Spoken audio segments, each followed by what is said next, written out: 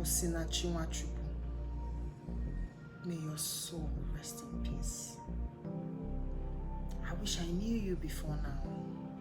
I wish I knew you personally.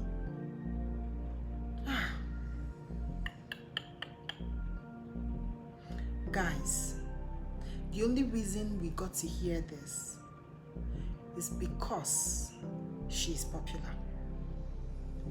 I bet you thousands of women have died through physical abuse, and we didn't get to hear them. You know why? Because they are not popular. A lot of women have stayed in physically abusive marriages, emotionally abusive marriages, psychologically abusive marriages, sexually abusive marriages, financially abusive marriages. You know why? Because our religion says it's a sin to divorce. You know why? Because our parents tell us when we are getting married, better don't come back to this house, so whatever issue you have with your husband, better resolve it. You know why? Because our culture calls it a taboo. So we stay and endure whatever it is, all because of the brainwash.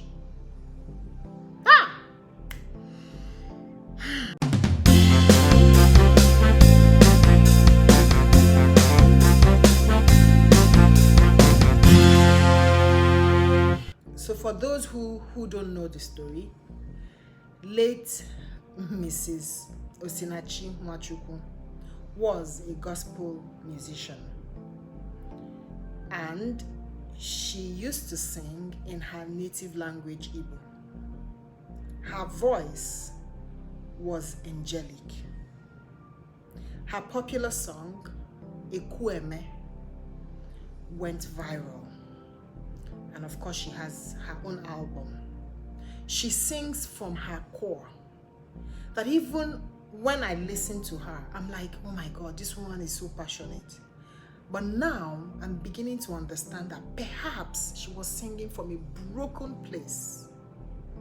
So the story is that she died yesterday from throat cancer. And as we were hearing that, the story kept on unfolding, and the husband has been alleged to be the cause of her death, because the story is that the man has been abusing her physically in their marriage. Now, Mrs. Osinachi, or late Mrs. Osinachi Nwachukwu, had 4 children, a girl and 3 boys. The sister granted an interview with Vanguard this morning, and what she said in the interview broke my heart the more. So the sister confirmed to us that, firstly, against the first information we got, that the husband, Mr. Nwachukwu, was arrested by the police. The sister gave the interview and said that the man is in his house in Abuja, so he wasn't arrested. The sister went on to say that the man has been abusing her for the longest time, and that whenever she goes to minister in Enugu, which is where she grew up and where her family, her mom, lives, the man would make sure he books her ticket for her to return the same day, and will not give her the opportunity to go see her mom and spend time with her mom. The sister also said in the interview that the man acts as her manager, controls her money, makes sure that she has little or nothing left to be able to control her. The sister also said in the interview that the children had never been to their maternal side except for 2017 when they lost their dad. She also added that the only time the children had seen their maternal side or their grandma, that is late Mrs. Osinachi's mom, was in 2017 when they lost their father and they went to the village for the burial. The sister added that while they were driving to the village, Mr. Nwachukwu, who is late Mrs. Osinachi Nwachukwu's husband, was speeding, and late Mrs. Osinachi Nwachukwu now told the husband to take it easy. The man angrily hit her and slapped her. How did she get to hear about it? Because their younger sister, who was in the car, witnessed it. And when they got to the village, she narrated the story to the siblings. She also said that the sister passed in the afternoon, but the man didn't call them to tell them. That it was only a friend that the sister contracted to cook rice for them, reached out to the sister's twin sister, who then now called the family, and the husband now called the brother and also called the mother-in-law to now say that his wife, late Mrs. Osinachi, had passed on. And he made that call around 5 p.m. whereas the sister died in the afternoon. She also said that there was a time the sister was going to leave him, which was when she had her second baby. The man apologized and they made peace. And after the apology, the sister stopped telling them things. That even if they now get a little bit of information and want to make a case, the sister would always plead for peace because she was a peaceful person. The funny thing now is different pastors and different churches are coming out to say, if you're in an abusive relationship, run for your life, oh, don't stay, oh, don't stay, oh. We are not preaching that divorce is a sin. Yes, divorce is a sin, but abusive relationship is worse. Leave, run for your dear life. But I bet you, if that woman had divorced the husband, these pastors that are coming out now to say that if you are in an abusive relationship, you should leave, would not give her jobs to sing in their churches. So that woman would live with her 4 children, but I bet you she will find it difficult to feed. Now that she's lost her life, they are coming to say, if you are in an abusive relationship, run. The question is, please, when would our churches teach us the right thing?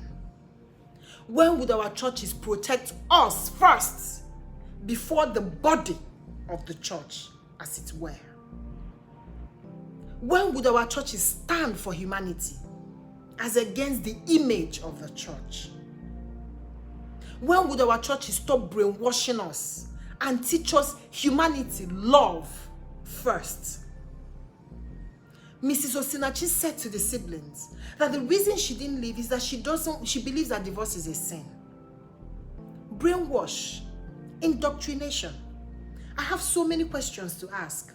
1, the reason most people stay in abusive relationship is because from time immemorial, they've been indoctrinated and brainwashed, like I said earlier, culturally, religiously, and everything.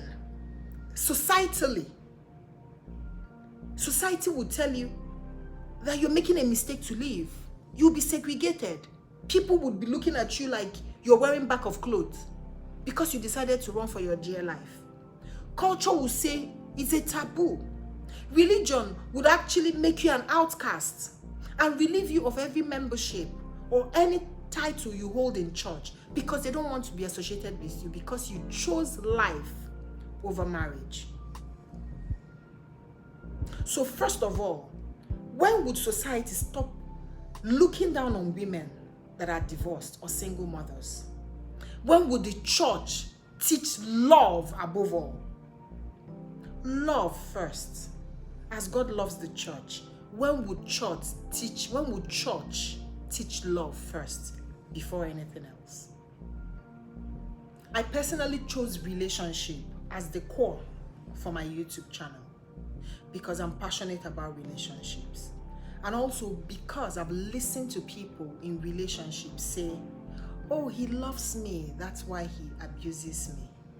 A lot of people do not even know they have been abused, either financially, sexually, psychologically, verbally, or even physically. And those that know that, okay, he hit me and inflicted wound on me will say, he loves me, that's why. I've heard this over and over again, that I became very particular about teaching people what relationship is all about. And I decided to even go for a coaching course to even understand better. So guys, I am not here to play. I am here because I have a mandate to teach people what healthy relationship looks like.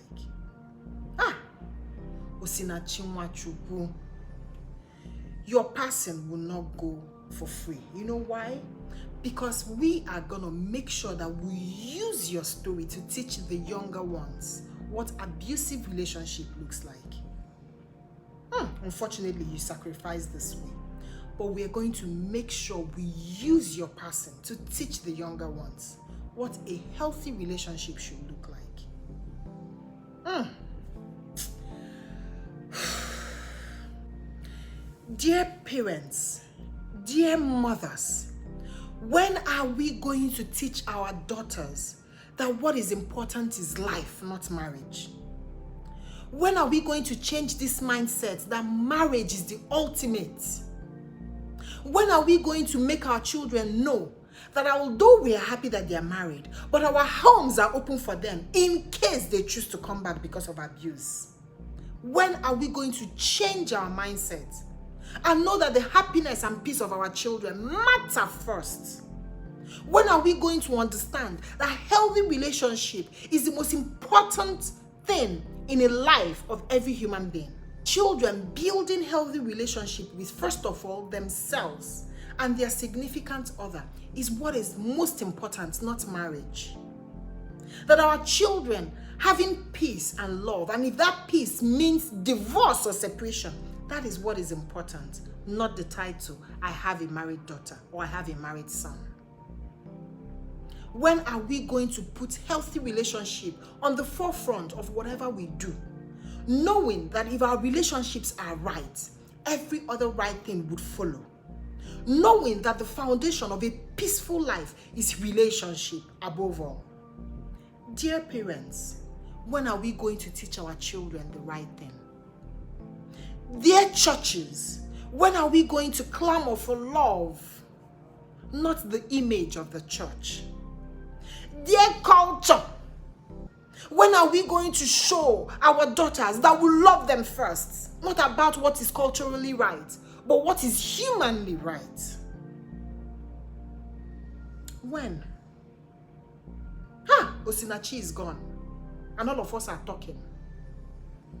None of us spoke. But Osinachi now is gone. And we all are motivational speakers. Marriage is not the ultimate. Is marriage beautiful? Yes. But only when it's right. Only when the relationship and the foundation of the relationship is right, is healthy. You can't be with someone that abuses you, no matter the kind of abuse. I don't care. Financially, emotionally, sexually, verbally, physically, psychologically, it is not okay. It is not. Even if you feel you don't want to divorce, separate. Let the separation teach both of you the main lessons you need to learn, so that when you come back together, the union is better. Children from such background end up being abusers themselves, or people that tolerate abuses from their significant other. Children who witness their dad beating their mom, or their mom beating their dad, end up being replica of both parents. Either they choose to be the abusers or the ones that are abused. And it becomes a roller coaster ride, haunting us. And you hear women say, I chose to stay because of my children. Honey, what you're doing is you chose to stay for your children to learn how to be abusers or how to be abused. That's all. When you stay in an abusive relationship, you are teaching your children to be the abusers or to endure abuses from their significant other. So what you have to do when you're being abused, if you love your children and you want to teach them the right thing, is to take them and leave. By doing that, what you're teaching them is, it is not okay to be abused. regardless of who abuses you, the best option to take is to flee. Those children grow up knowing that it is not okay to be abused. Neither is it okay to endure abuses, all in the name of marriage. Healthy relationships do exist. Let's start fostering that now. Let's have a reset of mindset. It is better we are alone and happy than with someone and sad. Enough is enough. Osinachi's death should be a big lesson for us to think and make positive change or changes in every relationship we find ourselves in. Be it family relationships, colleague relationship, marital relationship, neighbor relationship, or even relationship with ourselves. Guys, we can do better. May the soul of late Mrs. Osinachi Nwachukwu and the souls of all the faithful departed, through the mercy of God, rest in peace. Amen.